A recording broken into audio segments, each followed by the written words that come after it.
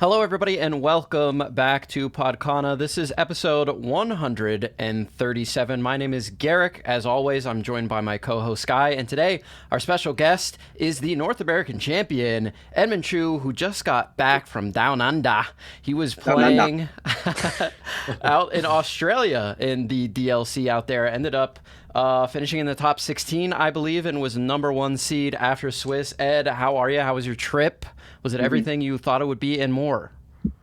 Yeah, I mean, I've never been to Australia, so it was kind of fun going there. It's kind of the opposite, which is kind of weird. When I took off my plane, it was raining like really hard. Got there, it's like really sunny weather. So yeah, that was kind of weird. But I guess the next day it actually started pouring. So I guess to me it was kind of similar to like Atlanta. I remember I go there every couple hours, like the weather changes. So yeah, other than that, yeah, Australia was great. Everyone was really friendly. The food was pretty good. So Did you yeah, try it was any everything as Vegemite? I would imagine. Vegemite. Oh, I mean, I've had Vegemite before, Oh, okay. and to me, it's like miso, but like way saltier and yeah, just not as good. But you know, it is what it is. No offense to all the Australians. That was crazy watching JD do that, and I thought Vegemite full was I thought Vegemite was like one of those things where it's like the pickled herring, where it's like the country's known for it, but they don't really eat it. But apparently, like it's actually like in a lot of like They're serious most about people's it. cabinets, right? So they actually eat it. I mean, Yeah, I it's think JD was thinking it was like kind of inedible, but like he's like, uh-huh. oh, okay, you guys actually put this stuff on toast like frequently. Yeah. Yeah, I mean, it makes sense. To me, it's just like soy sauce, but like imagine you leave out soy sauce for a long time and you let it evaporate, and it becomes a paste. That's literally what it is. You know, what I Yeah, mean? just like Some giga people like that. salty. Yeah, yeah. yeah. I've never been. I do want to go. Maybe the next DLC. When JD broke the news that he was going, I was super stoked for him. So really cool opportunity. Before we get into the tournament, it was a huge weekend. We got our first snapshot of the meta and all that. I would like to shout out our sponsor, Heavy Play. You can use code PODCANA to save 10% on your next Heavy Play order. I'd also like to shout out the Ink Open, which is going to be this weekend. You still have time to get tickets, and we just upgraded it to a $6,500 main event. Of course, it's a CCQ, official prize support, and a PPG qualifier. We got two coming Ed's way as well. The Enchanted Citrus Clash, which is going to be May 23rd through the 24th in San Diego, and that is a $10,000 Infinity event. I'll be there. Ed might be there. Sky might be there, Yeah, but I'll definitely be there. The Glimmer Games is also out in California. That's in Roseville. That's going to be in March, but that is core constructed. So you get to pick and choose out there what you would like to do. But with all of that being said, I'd like to take a quick look at the meta itself before we dig into decks specifically. This is what we had going on down in Melbourne, and it was really interesting to me. And looking at this top four of this pie chart here, out of the 418 Illumineers that we had competing in that event, it feels like we went back in time. Is this set 9? Is this fabled meta all over again? What is going on? I feel like we were super diverse in the last meta. Obviously, we had Emerald Sapphire was like the king. It was the finalist of the Richmond DLC, but now it seems like the big four are back from Fabled. Yeah. So I think for this specifically, I guess I can speak on the dogs part a little bit. Yeah. I think Tiago and his squad, like Molstar and like some of those other guys, they comprised of basically like 8 to 10 of those 48 players. And it's entirely possible that, like, let's say they just decided not to show up to this tournament, then dogs would be sub 10%. So I think that's why this number is so high as it is because of that contingent specifically. Otherwise, like, I think, yeah, if you think about it, you take that part out, then everything else's like numbers go up, right? And I think that would probably be in line with where everyone's projected meta is going to be. Like Blurple clearly number one, and yeah, if you bump down these dogs number a little bit, and like yeah, then PS goes up a little bit, and then Amber Steel goes up a little bit, and then Green Blue, right? So I think that's probably what happened for Australia specifically, and that's why like dogs looks like so crazy. And then of those 11 that converted, I'm pretty sure 8 of those are the Tiago Molstar contingents. Yeah. So I think that's probably why this looks so crazy as it is, and it's different than like the CCQ in the UK because of this specific group that brought the deck. Okay. Yeah, I mean, that makes a lot of sense. I was thinking, like, okay, dogs, I guess it's just taking over. Like, Grandmother Willow has just completely turned things on their head, and now dogs is just going to be that dominant deck, especially if you're expecting to see things like Blurple. Dog seems like the perfect fit. But if you take that outlier out, I guess it makes a lot more sense from your perspective, Ed, to bring the Emerald Sapphire deck, which traditionally could prey on things like Blurple and Amethyst Steel. Is that what you were expecting to do? To be honest, I didn't really figure out anything. Because I think the main issue is that you're still kind of lose to like Blurple on the draw, and I literally won all my die rolls against the Blurple players that like actually like where it actually mattered, right? Because I think the thing about Blurple is if they go like 4, 5, 6 with like the Tigger into like Elsa Demona, specifically if they go Elsa Demona on the play, you basically lose like 100% of the time, right? Um, but if you're on the play, then you basically win 100% of the time because you get to play the card Clarabelle. So I think that's No. basically where we are in the game, and that's basically how it all played out. So if you're like lucky dice rolling, then yeah, I guess like green blue is kind of the way to go. Eventually, I lost the dogs because I realized like if they just keep spamming like Ursula and Mowgli, you actually don't have that many outs to it. But it's also totally possible I played that matchup incorrectly based on how my opponent was playing it. Because I think there's basically two ways, right? That you can kind of play the matchup. You can either try to keep the songs and just like think your opponent is not going to play Ursula Mowgli, because some people don't, right? Some people are, I'm just going to develop to the board, or they just don't have the Ursula Mowgli, and that's kind of the gamble. Or like you can trick your opponent and make them think that you're actually going to keep it in your hand, and they just spam Ursula Mowgli, keep missing, and then because they did that, they're not really developing hard to the board, right? They're literally playing like a 1-3 or 1-2 quest for one. It's quite slow. And if you decide to just, I'm playing the like shift line like angle where you always develop Singer 8, and then you're just like ripping the develop or strike, or I was playing strike, visions, like any of these kind of dig cards to find your under the sea and then just cast it on that turn, then you win the game. So the slight problem with that is like it only works under the sea. If you have 8 ink specifically, you can like visions for the MMS and then like do the Prince Philip combo. That's like the other way to get around that. So I think it's a mind game basically, and I think my opponent got the best of me. Like he knew I was gonna keep it, and I did keep it. Right? It's like okay, I have to keep it, to try to just hit him with it. And he decided to just go Ursula Mowgli spam. So I think if I played the other way, I could have won, but like it's hard to say. Yeah. Sky, I mean, obviously you're a big Emerald Sapphire player, and what Ed said there was really, really interesting. How do you feel about it right now going into, you have a CCQ coming up this weekend you're playing in.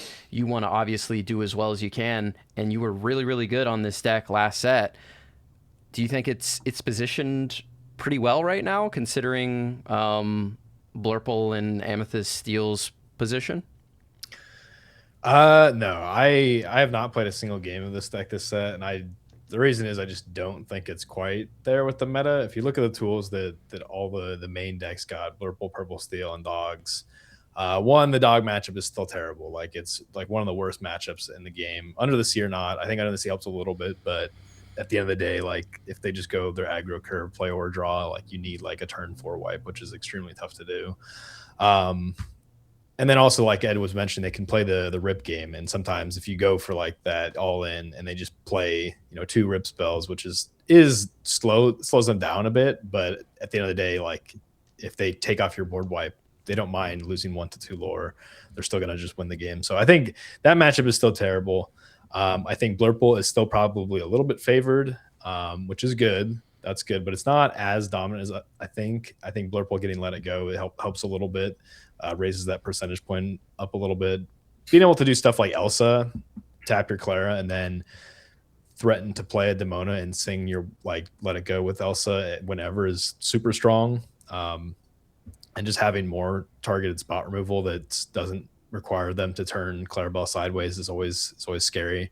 So it's like very likely that they're going to hit either one Let It Go or the Into the Unknown off of a Demona and have a Singer for it. So your Claire is not as safe. I think that matchup got a little bit worse. Then Purple Steel is the biggest problem for me. If you look at the cards that Purple Steel got, Christopher Robin is like an insane card. It used to be that they had to play stuff like a Captain Hook or a Palace Guard on turn one. If you played Improvise, sometimes they get punished for playing a Palace Guard. It's also like if they went triple one cost, and one of those is probably going to have to be a Palace Guard if they're running four, like they're going to get hit with an Improvise. But now they just can kind of forego that entirely and play Christopher Robin and Witch Quest for 2, which is really scary. Like if you look back when people were playing 1 or 2, like Timothy Mouse, like you really hated when they hit that Timothy Mouse on 2 because it was just one extra lore for like 3 turns, and that is super critical for Purple Steel in that matchup to be able to get there before you stabilize. So like that on top of the fact that now they're running a little bit more aggro stuff with like Pocahontas and Genie. Some people are dropping Dumbo, which was a terrible card, into green blue until way later. So like I think they got a good amount faster, and that matchup is probably worse than it's been. So I thought, to me, I don't see green blue being a fantastic pick. I'm not like super intrigued by it, at least like coming from a spot last set where I thought it was a very good pick. I'm kind of turned off by it this set.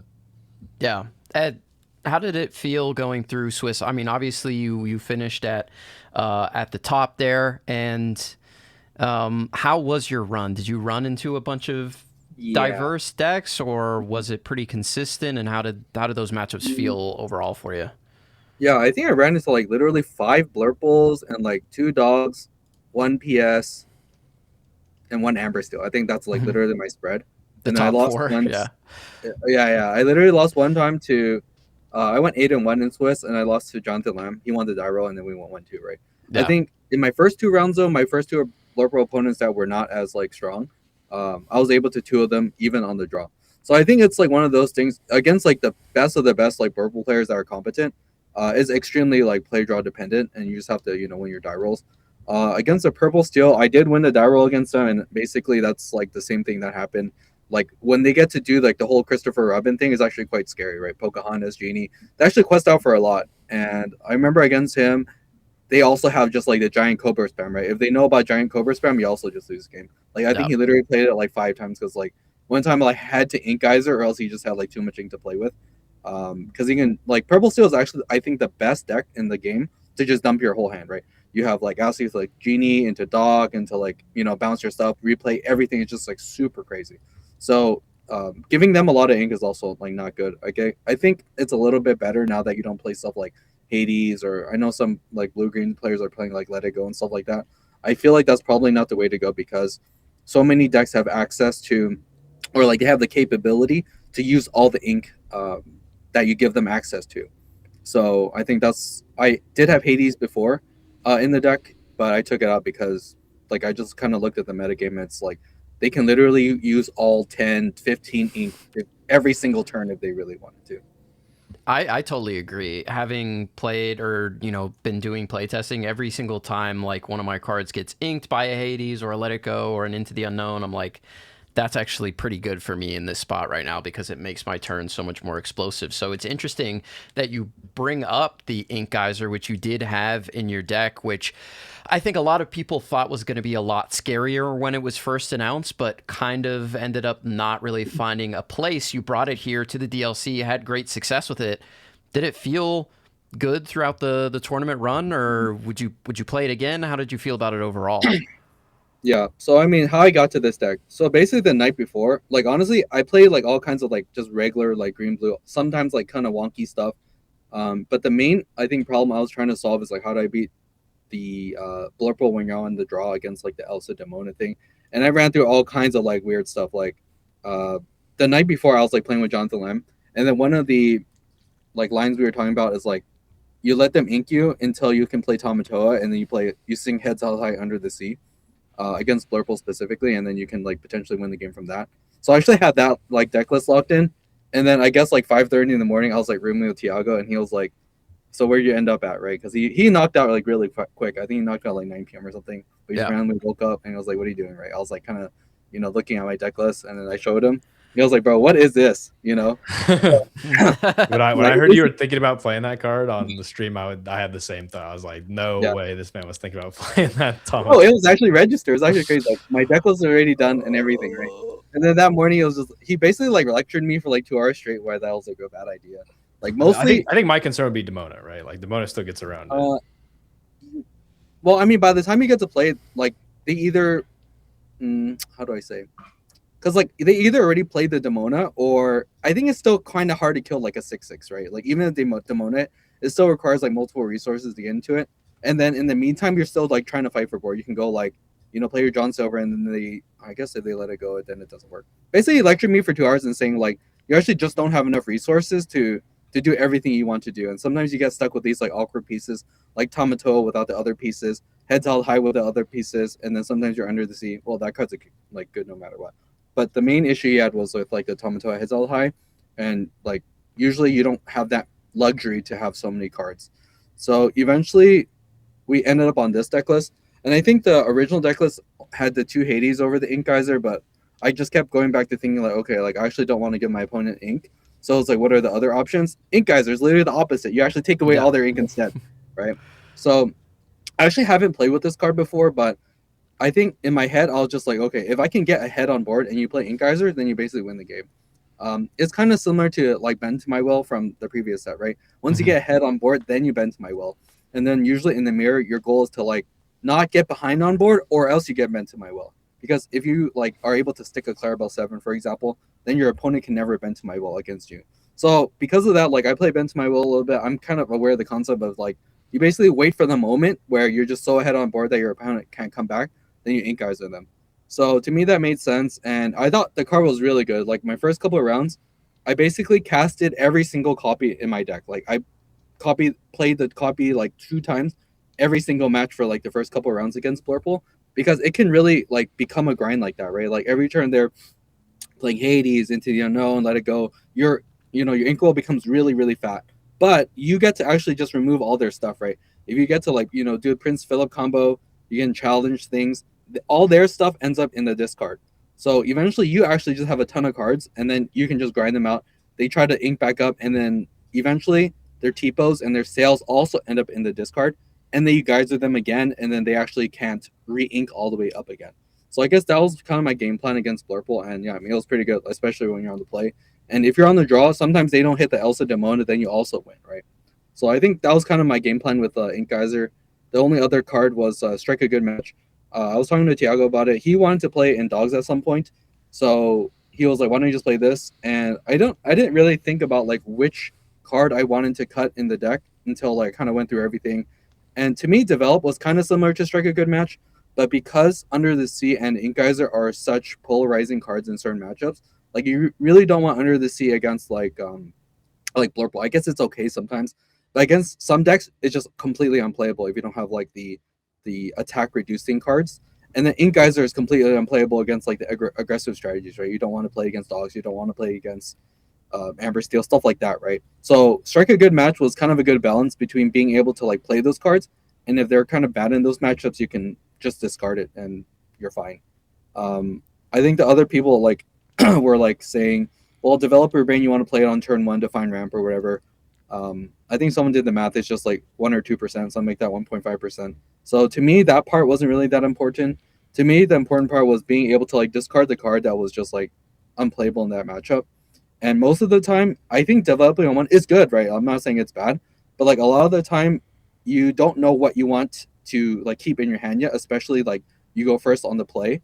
Like sometimes it's better to actually just not even play develop blind like on the play, because you don't know what you're looking for, especially if you have ramp and your like 4 cost or your Clarabelle stuff set up. Sometimes you actually want to save it until later to figure out, okay, what are the pieces that I need in this matchup? And I think that's where, to me, Strike was a little bit better. But if you wanted to play Develop, it's probably also fine. Like everyone's been playing that forever, so that card's totally reasonable as well. Probably like, I mean, I'm not a big fan of Ink Geyser, but like, or Under the Sea, to be honest. But the thing that stuck out to me the most was the Strike a Good Match. Obviously, like I explained the logic to being able to get rid of one of these clunky cards, but to me, develop your brain, like one of the most important things is being able to play it on 1 and 2.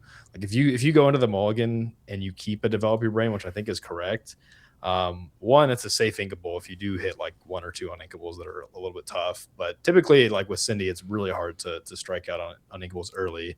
But the thing is, it just digs. You can play it on one, you can sail play another one, even if you keep it in the mulligan, which frequently happens. And I think like to me, having like the increased odds of either Cindy is super important in matchups where you want to do Clarabelle stuff. Also, just both Clarabelle parts are crazy important. And then if you're going for the Phillip, like being able to dig for that too was like super important. But did you ever find yourself like missing those early develops, trying to look for those pieces? Because I'm trying to think of the turns where you would play strike a good match. And like, yeah, you could sing with Tipo, but that's still like a turn later. You're also singing with a guy. You have to play Tipo versus Sail. I think the mulligan for me is actually like I just mull for the nuts every time. I don't think I've ever kept develop ever. I only keep like basically ramp, and then like if I have a 1/4 cost like a Cindy or something, I keep Donald Duck. I keep all the Clarabelle pieces when I'm on the play, and then like on the draw, it really depends, right? What the matchup is. I would say on the play, it's always basically you want to go for the Clarabelle line. I just mull really hard for it. Even if I had develop, I don't think I keep develop in my opener anyways. I don't remember somebody was doing the math on this like. I think it was like Frank Carson or something. It's like if you run more than like 3 develops or something, then you're not supposed to keep it. And the reasoning is like you'll probably draw into another one potentially. So yeah, personally, I don't think I ever missed it because like the backup plan for the deck, if you miss ramp, is not even that bad, right? You can go like Prince Philip, Cindy, and then you look for the combo, right? But I think for me, the reason why I liked it, yeah, it's mostly just for the discard, to be honest. I sang it like. It's nice when you're able to sing like you have a lot of like 4-cost bodies developed on the board, and you're able to like sing your Cindy with it, and you need to look for combo, right? So that's like the most inefficient, right? Or the most efficient because develop it costs 1 and then strike costs 0. So on average, yeah, I mean it is between 0 and 2, right? Sometimes you hardcast, sometimes you sing for free. So to me, in the Blurple matchup specifically, it's quite similar, I would say.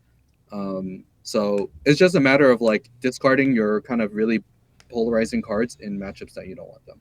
Sure, that makes sense. And I read that article about the odds and stuff, and I guess my take on it was that most of the time I would say you want Sail over Tipo. So like a lot of the games were, even if you get a second one, you're digging even further for no cost. And it's also just a safe inkable in those weird games where you do draw like your clunky stuff. And I guess to me, the way I viewed this deck last set at least was like if you devote everything to just getting your first 4 turns of setup correct, like a lot of the rest of the game is just like already smooth. So like for me, it was like, okay, I just need to set up these turns. Like at one point I like was playing Pleakley because I was just like, all right, the only thing that matters is we get to a fast Clara and we sing 1 song to bounce and it's just completely done. But then there's too many aggro decks where Prince Philip was better than Pleakley. But I guess for me, it was like, I love being able to play that on turn 1 or turn 2 with a Sail, or sometimes even playing 2 of them. Yeah, I mean, it's totally reasonable. Like, I think both of them are similar, but I don't think it's like that big of a difference. Like, if I swap the 2 cards, it's probably like also fine, because like worst case, yeah, you just ink like your bad card with Cindy as well, or ink it with the Tipo. So to be honest, like I just kind of wanted to try it, and the theory was kind of sound for it. Like just being able to dig as much as possible. It's like, what about playing both? Just cut the geysers, cut the under the seas. Play both. So actually, that's to make consistency. Yeah, I mean, it's something I've been like kind of experimenting with. It's like, how much deck do you actually need, right? If you really think about it, it's comprised of like things you can play and then things that dig, right? And you do. I've tested that theory where it's like, okay, half of my deck or more is just only dig cards.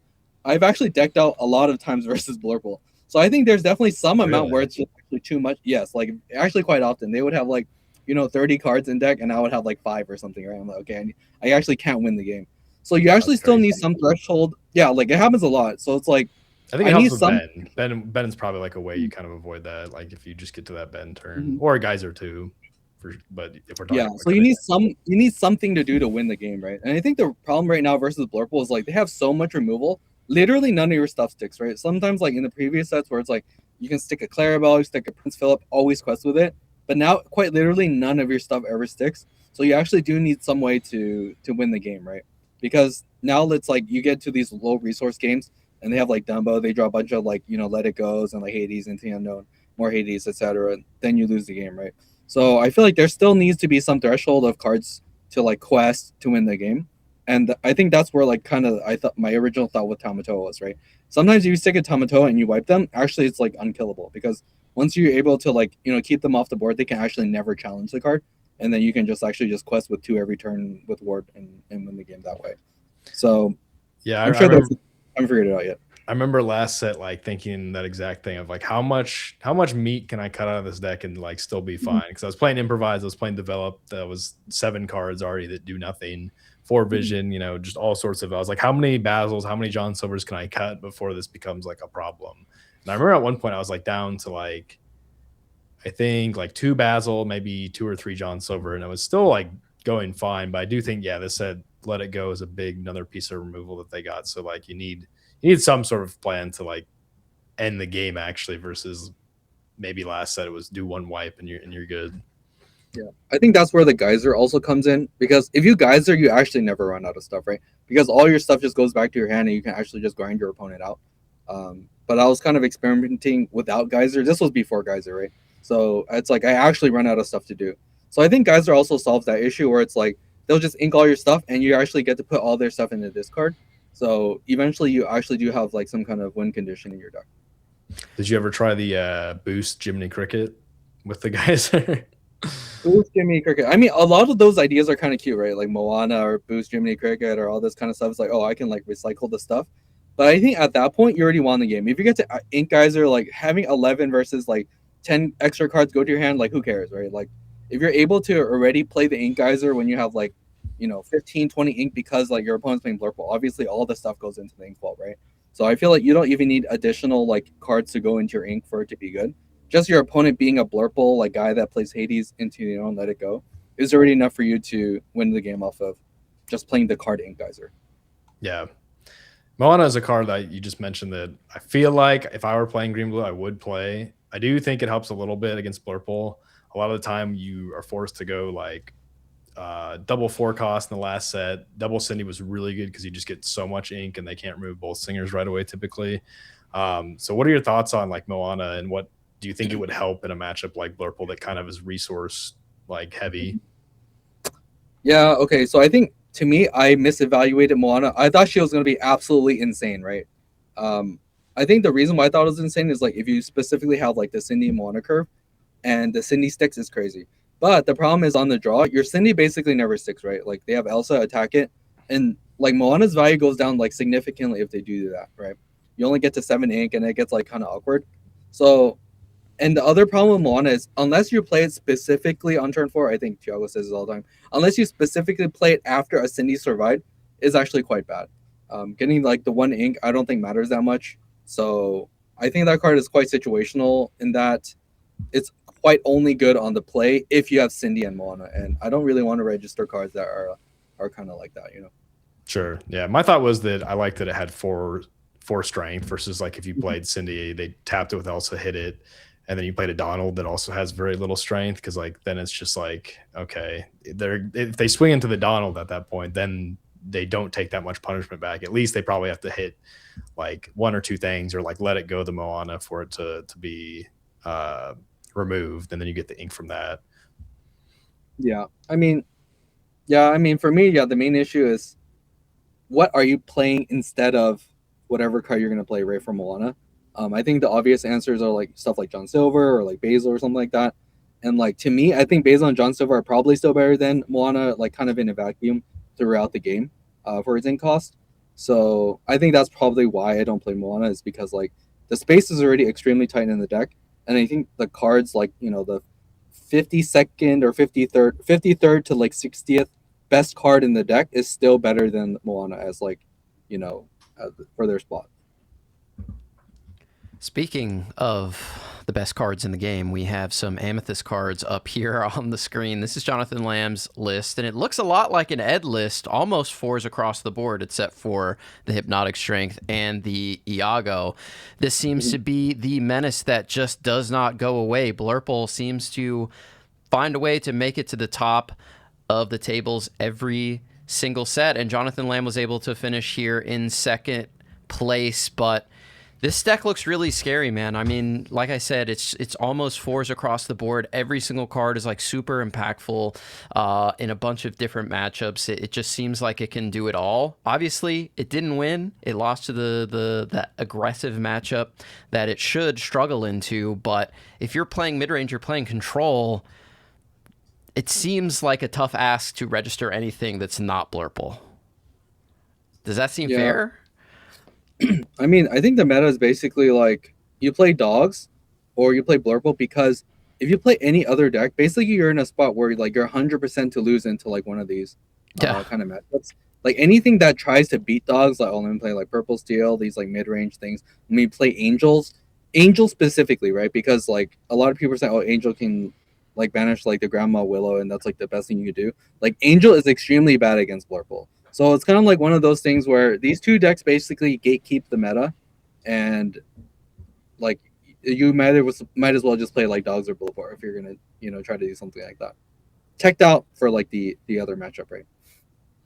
Yeah, I definitely agree with that take, and I think the goal that a lot of people that have events coming up with is how do you beat all three of these decks, or at least go beat two of them and go even with another one. Like if you win the coin toss, you can beat them. And it's just so hard. Like I think this set gave us a little bit more tools to get creative with how we kind of build more hybrid versions of lists. I think you can build Purple Steel to be a little bit more aggressive and have a better chance at going underneath them. Like every game you go first, and then some games you go second against Blurple. Maybe they miss a one cost, and like you can run away with Christopher Robin going second. But yeah, it's really tough to build something that beats all three. And like I've been playing that red steel deck that I talked about in the last episode, and boy does that deck destroy Blurple and dogs, but it has such a tough time with Purple Steel, and like a lot of decks just don't have the tools to put in to make the Purple Steel matchup better. I mean, I'm testing stuff. You have Pete in there, you have Angel, you can go like a curve on the draw where you go Pete on 3, so you stop the strength. The next turn you play an Angel, sing a strength, and ping their Captain Hook, and that leaves them with just like a Calhoun or their 2 cost. But honestly, even then, it's just such a tough matchup. Like you don't have the draw that they do, and they can kind of just slow you down just enough to not aggro them out after that big removal turn. That like it's still a really tough matchup. So I think I'm still somebody who doesn't want to register Blurple. I'm not a big fan of just picking the best deck. That being said, I do think there's a lot of tools you can kind of change your list a little bit and make things different. Stuff like Iago, Jonathan elected to play 3 of. That's something that we see come in and out based on the meta. Couple other things like the hypnotic strength. If they're playing the guidebooks, like these are small things that people choose to change, but I feel like most players at this point have come to these like 4 ofs, like they're playing 4 Demona, 4 Hades. Like the Hades is a big one in this deck that I think last set was a little bit less powerful with how much draw this had, but now that we have like Let It Go and it can sing, that is like a huge buff for You're talking about looking for a deal, right? Yeah, looking for a deal is like a decent body, but a lot of times it's not doing a whole lot for you and it doesn't quest for a lot. But being able to play that and then like get rewarded for it by seeing a Let It Go next turn is like a huge tempo swing. So I don't know. I'm not a big fan of Blurple, but it's definitely just like extremely good. Yeah, I think we're at a point where actually I would say 56 of the cards are actually not changeable. I guess you can debate like Royal Guard. I know some people are playing Rafiki just to be able to contest dogs a little bit better early game. But I want to say it's so good, man. So yeah, good. you I don't think you're supposed to though. Like especially like in the mirror where you get to play Demon and stuff like that. So I think 56 of the cards are basically locked. It's just a matter of your Iago is like that spot could be like Iago or Tigger or Wasabi based on what you want to like hedge against. And I guess the one hypnotic, like you can do whatever with that slot. But I think everything else you really can't cut, right? Like I said about the Hades, like Hades singing Let It Go and Infinite Unknown is just like too insane right now. So I think going down on any of those 3 cards is probably not allowed. And Cheshire Cat is just too good also against Amir, also against dogs. Can't cut that card. Dumbo is also really just like consistent card. So every single one of these cards I think you can't cut. 56 already locked in. You can tech your 4 cards for whatever matchups you are kind of projecting. The deck's insane. And I've said this time and time again. It's like when you sit down against a deck and you're like, oh man, I got to play against this. And it's not just that with when you're playing against this deck, at least in this set, it's like every turn. It's like, okay, Basil's a great card, Royal Guard's a great card. So they play an amazing card on 1, they ramp on 2, they drop a Cheshire Cat at some point. Their 4-drops are all crazy. Elsa swings the game entirely, and then Demona blows you out, and then Hades just over and over. It's just everything they play is insane. So like they've gotten to this point where it's like a critical mass of like how much better can this deck possibly get, and I'm sure maybe next set they'll get another card that makes it even crazier. But like Let It Go seems to have really pushed this deck over the edge. Like you said, having those 5-drops, being able to sing it, like Elsa challenging in and then singing it on the next turn while also playing something else is just crazy, dude. It's crazy. I think we just have to ban Purple Steel because this deck is so exploitable if Purple Steel is not a thing. And like I think the meta would just shift, at least get it. It might shift into another toxic spot, but at least give us a time to figure that out and shift it, right? Like, let me play Red Steel, man, please. Listen, I've been trying to play your Ruby Steel deck, and like I messaged you the other day, I was like, we can't beat Cheshire Cat. It's unbeatable. The card cannot. We can't get past. Yeah, you have to remove it on the spot. And I hate if it Cheshire lives, Cat, it's over. It's so over. But you play 8 strengths, so you can remove at least the first one. It's when I get the second. It is, but if you have 2 strengths in your hand, then you're not playing characters, man. It feels bad. Anyway, here's Amethyst Steel. Shout out to Miss Lorcana, who was able to win the CCQ here with this deck, and I think it's super interesting. I like the more aggressive slant that they have here because, like in the last set, you were playing a real mid-range game, right? You could get over the finish line with the Cobra, and if you got the Timothy Q mouse, you could do really, really fast things, especially if you went into the Tinkerbell after that. But now you're way more consistent, way faster with Christopher Robin, Pocahontas, Genie. Can also just get a burst of lore out of nowhere. So I like the spot that the deck is in, but Blurple exists. So like it feels really weird to try and bring this deck when there's another sort of mid-range / control deck that like does everything that this deck does, but a little bit better, at least more consistently. So how do we feel about Amethyst Steel in this meta right now, Ed? I mean, is there a spot for this deck to shine? I mean, we see Benja to try and help with the Dogs matchup. I guess it can hit like a Woodchuck guidebook, but like you said, the Angel's not too great into Blurple. Is there some cards that maybe people are missing that could make this better into Blurple or the other control decks? Do you think Amethyst Steel could be one of the best decks in the format? I mean, I've seen like this deck or like kind of versions of this deck pop up online pretty often, and I think it totally can win against Blurple if they stumble, right? So right now we're basically in a meta where it's like, oh, I can win if they stumble, but if they don't stumble, you basically never win. If they ever get to play the card Elsa, Demona, you're just cooked, right? So I think we're in a spot where I think one of the interesting things about Christopher Robin is like another reason to run Rafiki is to block Christopher Robin, right? If you open like Basil, I guess technically you can't quest into a Royal Guard actually sometimes. So maybe that's not true, but it's interesting you say that because I was thinking about this today because I love Royal Guard, and I would want to not play like Captain Hook or at least play Captain Hook and Royal Guard, but in the mirror, if they go Christopher Robin, this deck isn't like Blurple where you can play a Sail on turn 2 and threaten to hit for 3. Like this one, you have to wait until at least Genie on turn 4. So it's like it is interesting that like Royal Guard does not compete against Christopher Robin. Yeah, in that spot anyway, right? So you actually just in this deck specifically, if you want to play it, you basically have to play Hook no matter what. But I think I like the aggressive slant. It definitely has like a more polarizing matchup, especially now that they play like Yzma over Dumbo. I think that's like the main thing people are like kind of talking about. And I mean, Yzma Angel, it makes sense, right? Because you can use Angel to kind of just keep dumping your hand, and then Yzma to like refill it. So that makes sense to me. And obviously, Benja is just for the Chromacron. And then I guess like the really new thing in this set is the Pocahontas Genie combo, where you can kind of just gain insane amounts of lore. Like I was actually like playtesting this deck a little bit, And sometimes like, when you're on the draw, you actually don't play a 4-cost. You just kind of spam like Pocahontas into Genie, and then Pocahontas, and you can get like, if they only kill one guy, it's fine, right? You can just still quest for like a Jillion with like your other guys.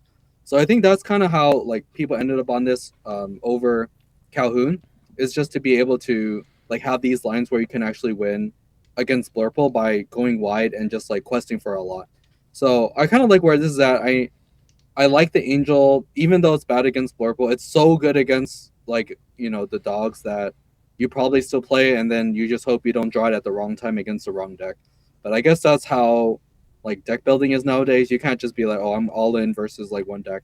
You kind of need to play like both cards that are good against both things, and then just have the good timing to be able to like ink one and play the other, and go from there.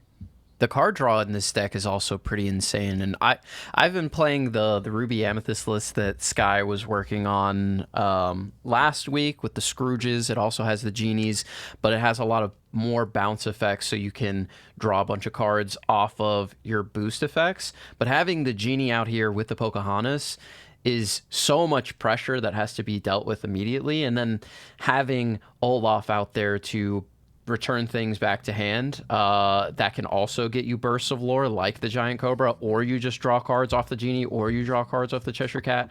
I really like this build of the deck, and I hope that players are out there that are able to refine it a little bit more to take a little bit more of the meta share away from Blurple, or maybe Ruby Amethyst can do that. One Ruby Amethyst did make top cut here in Australia, and I'm always pulling for that deck. But Sky, what are your thoughts on Amethyst Steel? Do you think there's a niche it can carve out here and make a splash?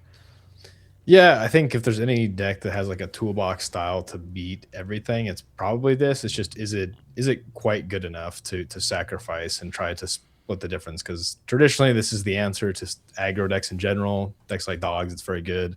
This list is cutting Calhoun, so it gets a little bit worse, but you're playing Benja. I played this type of list without Dumbo a little bit with the Pocahontas Genie stuff, and what I've noticed against Dogs is that yes, we're taking out stuff like Calhoun, but one, we got Angel. That's a really good thing to just, if you have that immediately against Dogs, take out something immediately, and you have your draw engine set up still, like you're probably just winning that game. And you also can just kind of out aggro them if they take a turn to play a Chromacon. If you play something with two lore to the field and you have a Pocahontas, and they choose to take a turn to play a Chromacon, like you're typically in a spot where you can actually just race them, or at least force them to have like a tramp and swing back, and then it's like typically still fine for you. So I think honestly Benja, like Pluto, is not super needed in this list. I think if you commit to the aggro, you can just kind of win games like that. The main problem is Blurple.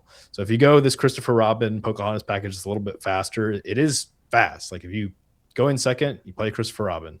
It quests for 2, play Pocahontas on turn 2, then that you quest first up to 7 and 2 quests. Like that's pretty good. But the problem is that Blurple is 1 cost. They're just so good. Like they're gonna play something that can contest the Christopher Robin right away. If you wait and play the Pocahontas, you still can't really quest out because they're gonna take the Christopher Robin, and then you're in the spot where they can play an Elsa, take out your Pocahontas, and then play a Cheshire Cat and just take over the game because they have a clean Elsa and they're moving stuff around already. So I don't necessarily think it's the answer for that. I think we have to get more creative. I've been looking into stuff like the 2-cost Steel Lilo. I haven't tried it yet, but like that card is actually like pretty menacing for Blurple. Like the biggest thing is they play a really efficient 1-cost. So like if you play a Steel game where you go, they play their Genie or their whatever their 4-cost turn play is, you strength it, and you have a Lilo on board. Usually you can quest with the Lilo for a few turns, and like you're not going to be able to, or they're not going to be able to deal with it, right? They can't commit something like a Let It Go or Into the Unknown to take it out. You've probably strength or Singer even if they wanted to. Their 1-drop can't even trigger it because it's just safe. So I think honestly, like Lilo might be a better 2-cost option to play against Blurple specifically. And it's fine in the mirror too because it takes 2 hits, so it's not like it's that much worse than Pocahontas. It might actually be better in some scenarios because it gets around Cheshire Cat. Cheshire Cat can just bonk the Pocahontas, and they can also just Elsa tap and hit more damage for their Cheshire Cat. But against Dogs, your matchup gets worse, right? You all of a sudden have less 2 costs that are 3 or more above strength, which is really important. Against Dogs, you just want to play stuff with 3 strength or greater.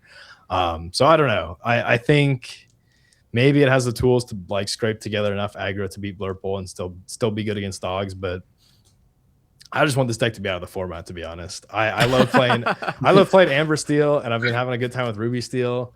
Like, Yeah. honestly, Amber Steel is so sick this format. Like, I think it's actually, there's tools to make it somewhat close against Purple Steel, but they just have too much draw. Like, why are all these like purple cards, like all these draw cards are purple? Like, if they had just a little bit less critical massive draw, you could kind of like outvalue them and go the distance with them. But it's so tough that like you can get in a spot where they're in top deck mode, but they have like 12 outs to like a strong draw to get their engine going again. It's very, very frustrating. But like my Amber Steel build that I've been playing, like my answers to Purple Steel a little bit is like the Chief card, the new like 4-cost bodyguard 5/5. That card is crazy against Purple Steel sometimes, but like sometimes they just hit the, you know, they play a card, draw 2 cards, and they find their second strength after you rip their first one. It's like, I just lose the game on the spot. Like there's sometimes if they just hit, there's just no winning. And like, I don't know. I think Purple Steel is a pretty solid pick. I was pretty shocked to see how little Purple Steel there was in Hong Kong, or sorry, Australia. Like I think it was only like 12% or 11% day one, and it had a really good conversion rate, which makes sense because there was a good amount of dogs that didn't make the cut. But I'd be curious to see how many like Blurple, like talk to a person that played a list like this against Blurple and see like how they ended up winning games against it. I think it's play draw. I mean, you're still a 1, 2, 3, 4 strength deck. I think if you're on the play, like the 1, 2, 3, 4 strength is still like insane, right? And I don't think the Christopher Robin thing really fixes like on the draw thing. That's why I was kind of surprised with the card. And I think in regards to the Lilo thing, I think the whole issue is like it loses all the flexibility against like dogs, right? I think one of the reasons why you play Purple Steel is to play like the Black Heron and the Calhoun, just to have a 3/3, right? 3/3 is so good against dogs, and it's basically like unkillable versus them. So I think you definitely lose a lot of matchup points into that. And I guess Pocahontas in a way is kind of like a middle ground, right? You can go all the way one side, Calhoun and Black Heron. The other side is like, you know, play Lilos or like those type of aggressive cards. And then Pocahontas is in the middle. It's a 3/2, but you also get some of the upside of being able to quest for a lot and challenge sometimes if you have to. It's not preferred, but you know, the option's there if you need it. Yeah, I've also played in the mirror match with this deck with having Pocahontas.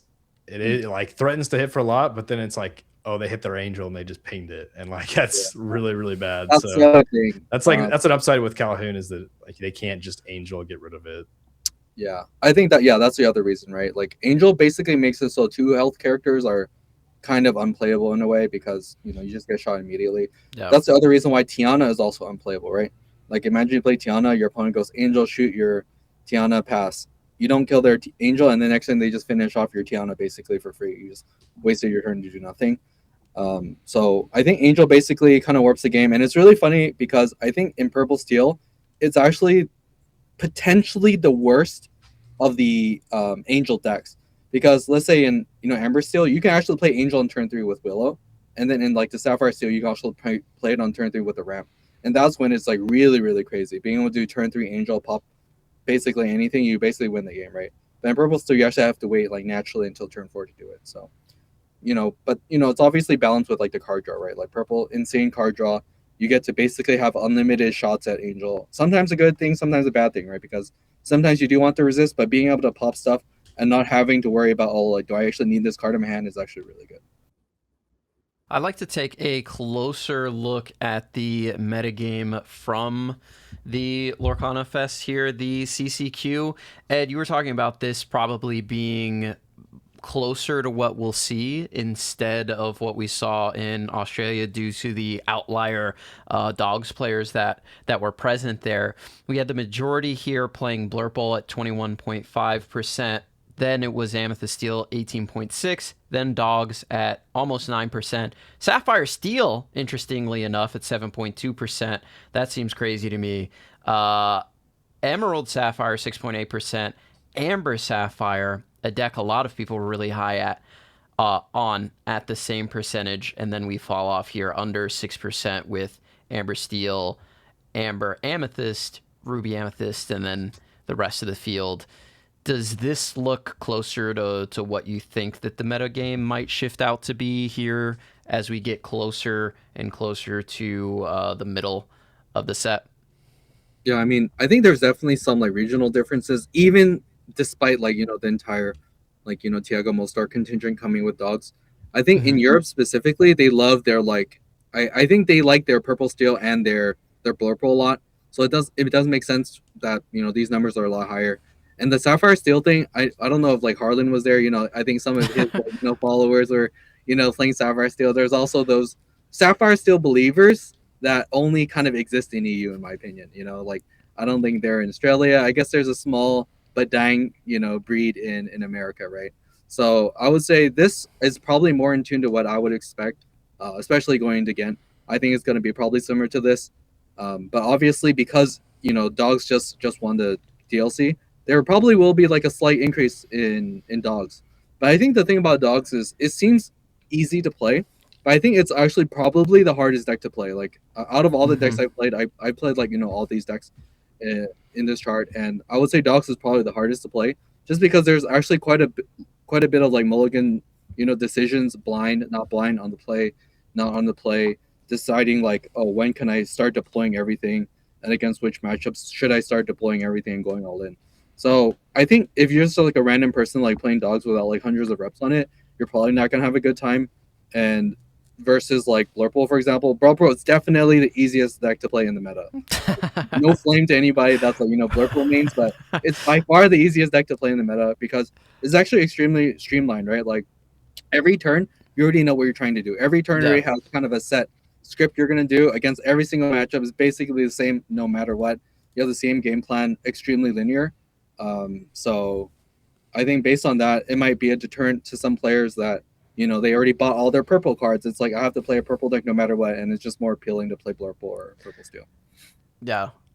Yeah, that's funny that you say that. I remember a couple sets ago when Blurple was like really the main deck, and I remember winning quite a few games from people that didn't just take like a standard Blurple curve because they thought they had to do something funny to get it beat the bad matchup.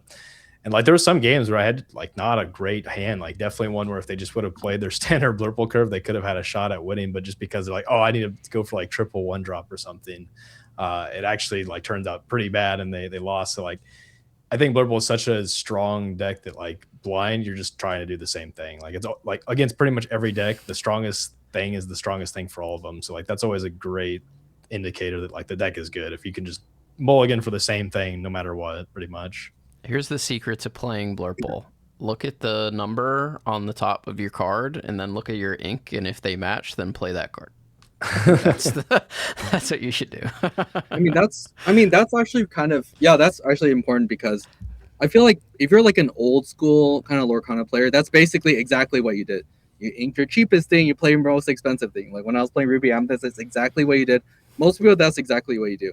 And then there's like some decks where you don't do that, and those are I would say the tricky decks to play, right? Like in Mhm. green yellow, that's actually not always the case. Actually, it's probably the opposite a lot of the time. Yeah. And when I talked to Tiago about like purple steel, he also thinks it's the other way, especially if you're playing like a Yzma deck, you actually ink the most expensive, play all your cheapest stuff. So to me, that was like really unintuitive. Maybe that's why I think it's the hardest, but maybe there's some people out there where it's like, oh, I actually do that. But like on average, that's probably not the right thing to do, right? Mostly you're like, let me be as ink efficient as possible. Usually my most expensive cards are the most like strong cards. And I think that's why like Blurple resonates with a lot of people because usually your high number cards that you can play on that chart is definitely the strongest, right? You can play Yeah. your Genie, Elsa, Demona, Hades. You already know if you can do that every single game or something adjacent to that, you're gonna win a lot of games. Yeah. You're chilling. Yeah, it's very rare that you ever can play a Hades and you choose not to play something else, right? It's almost always just like I am removing something and putting two lore on the board. Yeah. I'm at 7. You know it's coming. I'd like to take another look at the dogs deck here. I mean, obviously it did win the event. I think, like you said, Ed, the number of players that saw that and will adopt the deck will go up. So we might see a bump up in that number, especially here up in the DMV. We have a lot of really strong dogs players already. And I think that number will increase. But like you said, it's not an easy deck to play. But if you're going into a tournament, you're expecting, okay, most of what I'm going to see is dogs and Blurple. Is there a world where you switch up the build a little bit and you go into like Rockstar Stitch? That way you're stronger into the mirror and you're already good into Blurple. Is that like an angle that you can take to sort of gain some percentage points into the mirror? So I think the thing about Rockstar Stitch, I did play against a Rockstar Stitch player, and the problem with Rockstar Stitch is like, if you don't first, there's two conditions. If you go second against Elsa, you just straight up lose the game. Actually, 100%. Like they tap down your Stitch, you have 0 outs, and you just straight up lose the game. Yeah. Or you don't draw Rockstar Stitch, and that's like what happened to my opponent. You don't draw the Rockstar Stitch, you lose the game. So it's like basically you're playing like this really, really inconsistent combo deck, and that's why like I don't expect there to be a lot of top decks or like top placements for Stitch specifically because of that reason. It's extremely inconsistent, right? You think Green Blue is inconsistent? This is like way worse than that. You have one game plan, and usually it needs to like fall perfectly in line for it to work. So I think the Stitch way is probably not the way to go. But like actually coming out of this, if you think about it, let's say there's a Rise on Dogs, right? So can you tech out Blurple to try to beat Blurple and Dogs? Probably not. Honestly, like even if you tech out Wasabi, Tigers, like all this kind of stuff, I think it's still extremely hard to beat Dogs because like they have so many angles to attack you, right? Like let's say you go for the Wasabi plan, but they're like, oh, I'm actually going to go the Under the Sea plan, right? And then you lose the game because you just draw a bunch of Wasabis and you don't do anything with them. And then you play the Tigger plan, like they'll go into the Chromocron plan and then you lose, right? So I think it makes more sense. What's going to happen after this is like people are going to play Dogs and then they're going to try to tech it for both the matchups. So if you look at like the first place list, they have 2 Under the Sea and 3 Chromocron, right? So it might be the case where it's like you can play another Under the Sea, or basically I think that's where most people are going to be if they play Dogs. They're like, okay, I'm going to see more Dogs, I'm going to play more Under the Sea. That makes sense, right? I think where the space got kind of cut from this list, I know Tiago was working with Mostar, and like before they actually didn't even play Chromocron because if you think about it, their entire group is playing Dogs, right? So they're actually really like ingrained where it's like, oh, Dogs is the best deck. I need to tech against each other. And I think that's kind of the problem if you play only against other people that have the exact same mindset of you, right? It's like literally 10 Dog players. They're like, oh yeah, I'm only going to play Under the Sea, only play Della, right? Because that's the only thing I need to worry about, each other, right? But there's actually a different world out there where, people are playing purple decks. And that's where like the Chromocron really, really shines. So I think we're in a spot where it's like people are probably like up the count of Under the Sea. And then because you're kind of upping and uninkable, you probably have to kind of uninkable somewhere else, like potentially like the Lady 5 cost. I think the other spot, like they have a 3/3 Ursula Mowgli split. I think this spot is quite interesting because in the mirror, if you play against like the good players, you basically never hold the Under the Sea, right? And if they know that, then maybe they'll try to mind game you, actually keep it for fun. But I think on average, you're not supposed to, and you're supposed to just develop Singer 8. And right now, it's basically in the mirror, you're thinking like, oh, how do I develop Singer 8 and play Tramp, find Under the Sea, and straight up win the game? So I think we're in a spot where if you're playing like Swiss rounds, these cards are a lot better. But once you get into Top Cut, I think Ursula and Mowgli are basically dead cards, in the mirror specifically. And I think that's potentially where some spots might get shaved off if people are playing Dogs going forward. These 2 cards are actually not that good against Blurple either, right? Because usually when they draw it, they either ink it because they know you have it, or they just like sing the card immediately and you never get to strip anything away from them. And they also just have a lot of card draw, right? So this Mowgli Ursula cards might end up getting cut. Like that's just my personal opinion. But if people start thinking, oh, I'm just gonna start keeping it in my hand, then obviously they come back in, right? But if everyone is like playing in a harmonious world where nobody just plays Mowgli and Ursula for fun and try to steal like a person's greedy Under the Sea, I think this card probably shouldn't see any play. I think the other card that they're not playing in this deck is the Clarabelle 3 cost.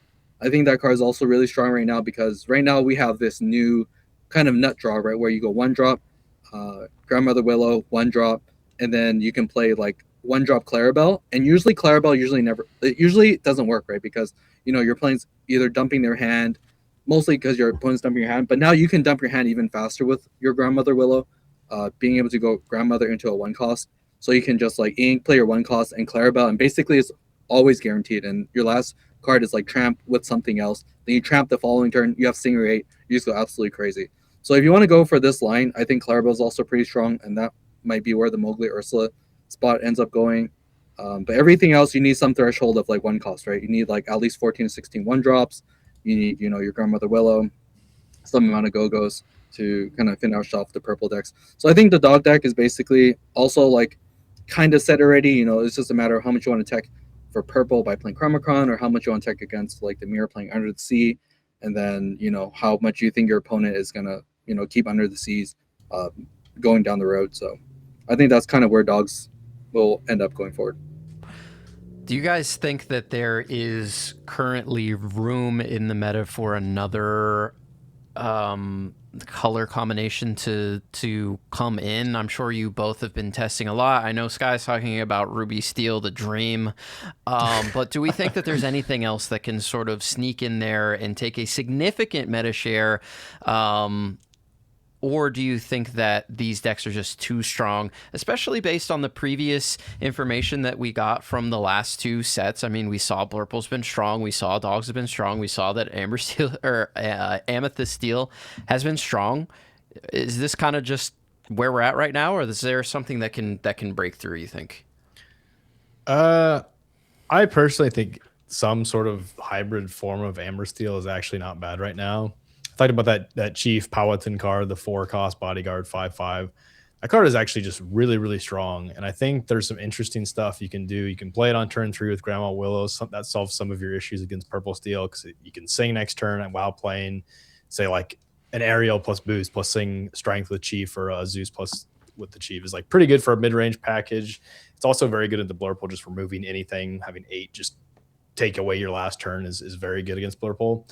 So I think there's a lot of flexibility in Amber Steel, and I've been experimenting. The only problem that I see with it is that it has not that dominant of matchups. Like, you can build it to like compete and have lines where you do win on the draw on the play, but it doesn't really like crush anything. And that's typically not a great spot, especially when the meta is like not evenly spread. Like, sometimes even when the meta is evenly spread, it's just worth it to roll the dice. But especially when it's like very targeted of like, okay, there's a lot of Blurple, a lot of Purple Steel, and a little bit of Dogs. Like, there's probably something there that's a little bit better to play. But I'm still experimenting with that. I also think Amber Amethyst is a little bit unexplored right now. I think that the Lorcana Fest I saw had a pretty good conversion for how few people brought it. I think Mowgli is super strong in that deck, and I think there is some interesting stuff that can be done that's kind of the same thing as Amber Steel, where it's a little bit of an all-arounder. You're not terrible into anything.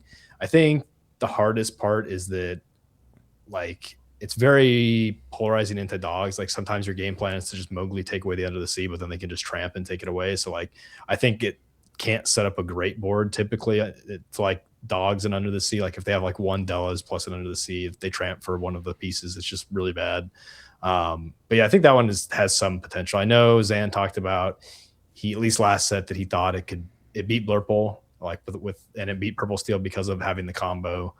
And I think it has some game into Dogs. So, like, I don't know. Those two are like a little bit more like, who knows? Like, it's kind of like, it's not terrible into any of these 3 decks, but yeah. I was going to say Amber Amethyst, I think, is actually completely unplayable right now because of the rise of Dogs. Like, I think that matchup is quite literally 0%.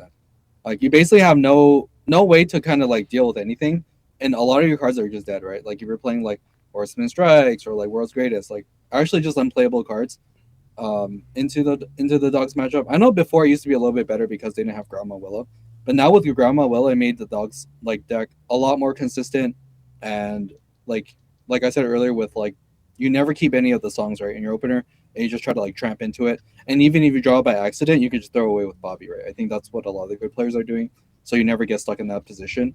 So I think Yellow Purple, if somehow Blurple and PS becomes like extremely popular and somehow Dogs goes away, that's definitely like the best deck. But right now it's just so polarizing against Dogs. I don't think it's a good idea to bring it. And then I think the Amber, some sort of 2 costs to the Yellow Purple can, like a 3. If Yellow Purple had an inkable 2 cost 3/3, like, you could just go 2 costs and a 3 cost. They're both like, I think you'd be set up kind of well, and then you could go into like a 4 cost into Elsa and just start swinging with those guys. But yeah, you have like the rip cards to rip the Chromacon, right? Like, they have, if you play a Mowgli at some point where they typically want to play the Chromacon, like, you can punish them. It's not super taxing to play a Mowgli, and it's inkable. So I think like you need to set up a board that doesn't just get wiped by End of the Sea is the problem in that matchup. But I don't think the 2 drops are there. Yeah, I guess depends like what your opponent is thinking, right? That comes down to like, if you're like, you want to keep an insulation card versus them, yes or no, because there's still like a decent amount of insulation cards you can play if like Chromacron's your main goal. You can keep like Adela's or Under the Sea or Chromacron. Like it could even be the other way around, right? I keep Chromacron to block you from taking my Under the Sea, right? Sometimes you have two, and then you can do that if you can't sing it right away. So I think that matchup is like really, really, really tough because a lot of the cards are just dead, and like you don't really have an answer to go wide. And I think that's kind of the main problem with yellow purple. But yellow purple is extremely good against obviously all the purple decks, right? And I think before this weekend, purple is extremely popular, right? Online, everywhere. And yellow purple was actually just feasting on them because of that reason. But now that dogs kind of made this breakout performance, I think it's even lower on the ladder now. It's doomed, guys. That's what I'm hearing. It's dogs, it's Blurple, and it's purple steel, and you better lock in and get ready. Pick one of the three. I still think the dogs is gonna be like almost always the least played, at least for a little while. Like I think it takes more than one event where it like really showed up to transfer people. Like people don't want to play dogs. Like people are always stubborn. Like if they can play a purple deck, they're gonna play a purple deck if they think it's like close to as good. So like I think if you can target Blurple and purple steel, like go for that rather than dogs. I mean, if you look at how dominating like Molstar's performance was, he was literally 2-0 against everybody, 1-2 against Tiago in the mirror, and then dropped one single game to Jonathan Lamb when he was on the draw. Like, if that's not convincing enough to play dogs, like I don't know what is, to be honest. Like, sure, yeah, play, yeah. I mean, but that's what people have been saying for like the last two sets was like, oh, it's insane, like it beats everything, right? But people just refuse to play it for some reason. I mean, it's this hard to play. Is actually insane, man. This set is actually insane with like the grandma and the Nani. It just gave it so much more flexibility. Yeah, Nani is insane. Being able to do low and get rewarded with like the Nani or the Clarabelle, like you said, because like the Clarabelle you can play for two and then find a one cost to also play, which is like insane. You don't have to have another one cost with it. Because I think before the main tramp line was like you go like 1 into 1-1 into 1-1. But that plan made you like really like poor, right? Like you're really, really all in on that plan. But now you actually have a lot of flexibility with the Grandma Willow. Like she's like a pseudo one, but also like an extra ink, so you don't actually have to ink an extra time sometimes. And then now you have the extra card instead of Clarabelle with a Nani bet that's basically guaranteed. But sometimes also guaranteed with the Grandma Willow, right? So you see how like just those two cards being added to the deck gave us so much more flexibility, so much more consistency. I think that's a main thing. And, you know, Under the Sea also just got a lot better because, like, a lot of people are still playing these baby cards, right? Like, just playing a raw Under the Sea is good enough sometimes to just straight up win the game, right? And I think it's a really interesting comparison. Like, people are saying why you should play, like, blue-green or blue-yellow. Like, if you compare, like, the quote-unquote wipes, right? Like, Raging Storm, you actually have to, like, play 8, right? Under the Sea is actually 0. You pay 0. 0, wipe your opponent's board, right? So I think that part of it made it so, like, it's just way more appealing to play Under the Sea, even though it's like, you know, 8 cost uninkable. Sometimes this is literally 0 cost. 0 cost, just play for free, win the game. So I think the game is basically going to be warped around Under the Sea right now because of how good it is into all the matchups. And like all the good decks have way to reduce, right? Like blue green has, you know, I know I was like testing distract a little bit. You can distract somebody, and that's like kind of fun. And in blue or in dogs, they have like the Dellas, right? So I think it can even hit more things now in this format. So I think the game is basically warped around who can cast Under the Sea the best, and I think like dogs at this point has the best capability of doing that. Yeah, Dellas is so tragic. I hate that they have that card. Like playing Red Steel, it has enough. Like your entire curve is above 3, so like it's still a good matchup because you go 1. Like literally everything's above 3, and like that's why it's good. But like most decks can't play a 1 cost that's above 3.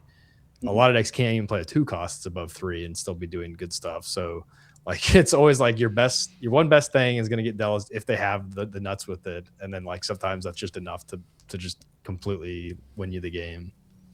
Yeah. They also have a lot of card draw. I mean, Shift Lady, like you mentioned, Nani, or the ability to play Clarabelle.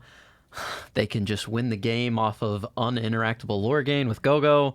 And then, of course, Under the Sea, absolutely insane. I mean, one thing we've learned here in the years that we've played Dizzy Lorcana is that board wipes that cost 0 that can be sung are really good. Or board wipes that come with a huge body, Sisu, Prince Philip, really good. Raging Storm, you have to pay the iron price, if I can make a Game of Thrones reference. You have to pay 8 ink to play that card. So it's going to be really interesting to see if Amber Sapphire can find the tools to find a way into the meta.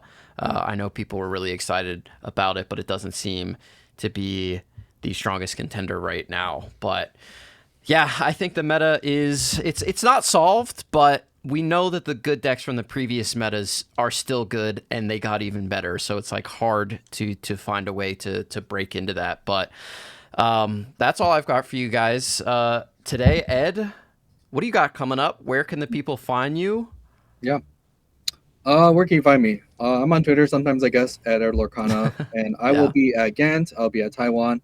I saw that they announced like the Brazil and the Philippines, the Manila DLC. So, I mean, I'll try to get tickets to go to that because, yeah, like right now, I guess my goal is, travel the world, play some Lorcana, and it's been pretty fun. So I'm trying to, maximize as much as I could. Awesome. Sky, what do you got coming up? Playing this weekend, of course. I am playing this weekend at Ink. I'm super excited. I'm still deciding what my deck is. I want to play Ember Steel or Red Steel so bad, but I can't. It feels so bad. You getting high rolled by purple. Like I don't know if I can. I know Purple Steel, or not purple, just Purple Steel. I know people are gonna be playing it. So Purple Steel makes sense for people to play now because of dogs, right? Like, even though people are saying it's fine, like with the Chromacron, it's still like sometimes you don't draw a Chromacron, you actually just straight up lose the game or whatever. So I think Purple Steel will actually be on the rise specifically for this week to try to counter. It's also just fast. Like you play a lot of 2 Questers and Pocahontas as well. So like if they do drop the Chromacon, like you actually just outrace a lot of the time. Definitely on the play for sure. So it's kind of like it's interesting that they don't necessarily like they're trading aggressive stuff for like item hate for the Chromacon, which is nice because I think some people do cut the Chromacon. I hate Chromacon. I don't like playing it, but yeah, that's where I'll be. We'll see how it goes. I am a little bit underprepared, I feel like, for this tournament compared to some other ones, but I think it's just because I've been like, playing super interesting and strange decks and just seeing if there's any dark horse out there, which I think also double qualified. So yeah. I mean, I'm always going to try an event, but like if I can play something fun, like, and it's like almost as good or is as good and nobody's playing it, like I'm going to for sure try for that. But yeah. All right. Ruby Steel, Amethyst Steel. Let's split the difference. Ruby Amethyst. Let's go. Ruby Amethyst is fine, dude. I love Scrooge. I would be happy to play Scrooge in that. And make the top cut. All right. Thank you guys for joining me this week. Really do appreciate you, Ed, being here after your long trip out in Australia. Congratulations on the top 16 finish with Emerald Sapphire with Ink Geyser. That was super cool to see. Of course, we'd love to have you on anytime you're available. For Ed, Sky, my name is Garrick. This has been Podcana episode 137. We'll see you guys next week.